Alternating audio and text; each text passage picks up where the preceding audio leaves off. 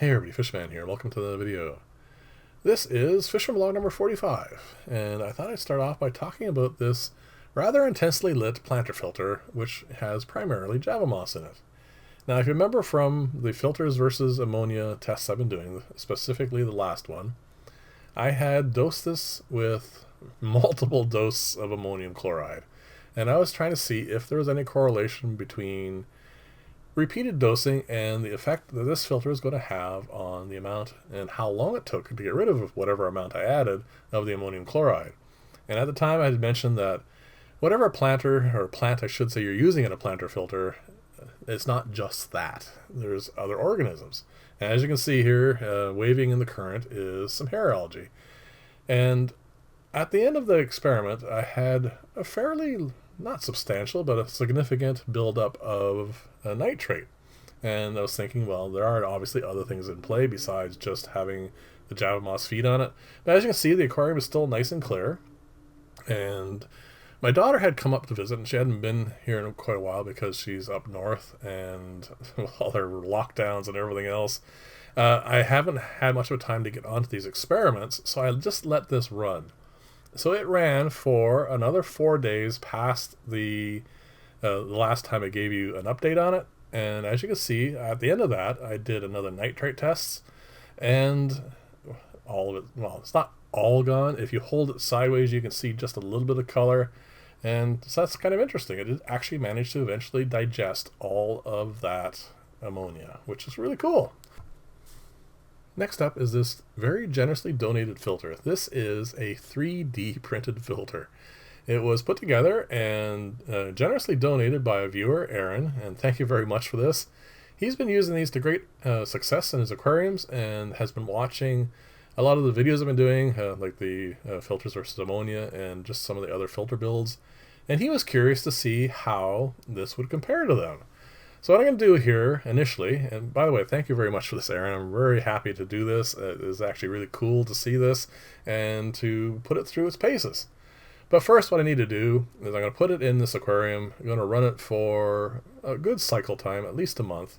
And I'm going to see in that process whether or not it has an effect on this aquarium, just to see if it will, in the short term anyway, have any change in this, whether the water is clearer, the fish are any different, just all the basic sort of stuff. But once it's finished doing that, I'm going to start trying to put it through a little bit more stress. What I'm going to do initially, I think, will be putting it into my Pleco breeding aquarium, an aquarium that can always use a little bit more filtration.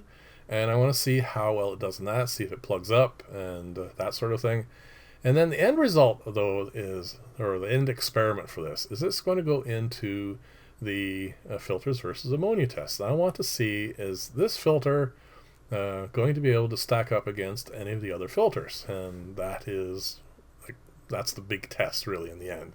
So it is going to have a great many things it's going to be put through, and it's going to be interesting to see how well it's going to do. And like I said, this is the first just initial setup for this. I'm going to let it bubble here for quite some time. But one of the things I noticed right off the bat, and if you look closely, you're going to notice when I put this in, it stirred up some of the mulm that was on the bottom, and it is going down through the filter. So it does circulate the water, which is obviously the first step, and it is going in. And like I said, I'm going to see how this clears up.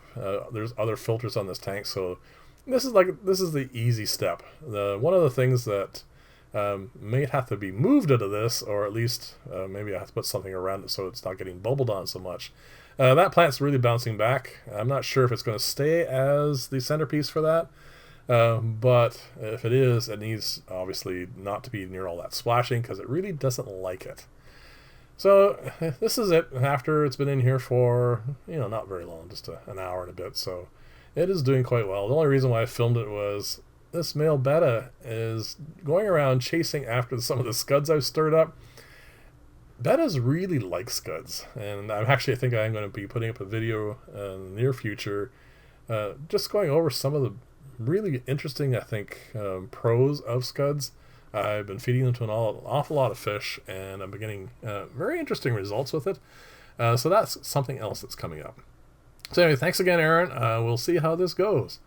And seeing how the first half of this video has been all about filters, I thought I would continue it a little bit more and show you an update on this filter. I haven't shown you one in quite some time.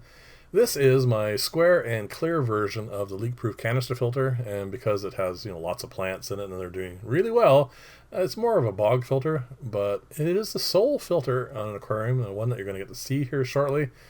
And I'm actually really happy about how this is working out, and I have no issues with the clarity in the tank it's on. I am going to do a little bit of water testing on this coming up soon, because I want to see if there's going to be any kind of trace amounts of nitrate, mostly, because that's the one that's the biggest key.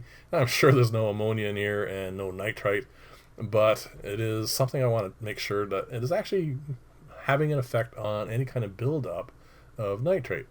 I want to show you this little plant because I had picked it up and put it in here as just a quick cutoff of something I had seen, and it's doing quite well, and so are all the other things in here, except two things didn't do well. Not in this one here particularly. It was the basil. It doesn't like all that water, and it did not do well. Everything else so far is doing quite well. As you can see, the nice thing about this tube is it protects the roots of the pothos, and of course all the other plants that are in here. And like I said, we're really quite happy about that style. But again, it is not for everything. It is a little too wet for some other plants. And this is the filter. You can see the pump and the input there from the filter that was above. And this is the sole filter on this tank. And most importantly, all the plants and fish I put in here do really, really well. So it'll be very interesting to see how the chemistry of that tank works out when I get around to doing those tests. Now I'm going to show you an update on this, partially because I've been doing lots of updates on them and the leaves are doing really, really well and everything seems to be growing nicely. But also partially because I had just made those adjustable acrylic planter pots, and I need to put something in it. And if you look to the right, you're going to see the aluminum plants there. There we go. And they're well rooted at this point. So I'm going to take one of those out, and I'm going to put it in one of them. And the others I think I might save for later, because I want to, again, I really do need to do something about these. So I'm going to try and somehow manage to hold one or two of them in without snipping them off, and see if they will root and do all the things they're supposed to do. So what I'm going to do here is I'm just going to put some gravel in this and some soil, just as I've done for all the others. And I'm going to plant that aluminum plant, and I'm going to pop it in there just to show you how it goes. I don't think there's going to be any issue with the aluminum plant. I have grown it now. Actually, that particular plant I had gotten, when did I get that? Way too long ago, more than 20 years. A long time ago, when I was first starting up building aquariums, I had built a really large, over 200 gallon, it's actually my first paludarium, though in those days this wasn't called that. It was a big square or almost cubic shaped aquarium, and in the center was a tall island, and at the top of that was a whole pile of plants, driftwood, and a bunch of other stuff. And pretty much it was a way of all the water in the aquarium going down through there. There was a filtration system in there, a bunch of stuff. And I also had it feeding a bunch of plants. And one of those plants was a clone of this particular plant here. This is the aluminum plant that was in that tank all those years ago. And I've been keeping at least a little bit of it going ever since then. And I'm quite happy to keep it going because it's a nice looking little plant. And with that new massive paludarium that I'm putting together, it is definitely going to be not, front and center or anything, but it definitely will be one of the plants I'm going to put in that. And of course, if I'm going to have anywhere near enough plants, at least to get this started, I need to get these planted up quickly, get them growing, and of course be able to take snips off of them and have things that I can put in that tank. So I need to get working on this, and even with our current additional lockdown, I will definitely be doing an awful lot of work, and you're probably going to see a fair number of videos about that build, because I do have a lot of stuff I need to put in it, and I've done, kind of a spoiler I suppose, I've done the initial pressure test, and it is holding water, so we're all set to get that going, and I'm quite happy to get that build going, to tell you the truth, because there's not a whole lot of other new stuff going on with all this COVID nonsense, so It is something I'm definitely going to be working on a lot, and you're going to see a fair number of videos. This is so simple to put together, and I actually really like this style. I don't know if I'm going to be showing you too many more build styles for planter pots. I suspect there's only so much interest in this sort of thing.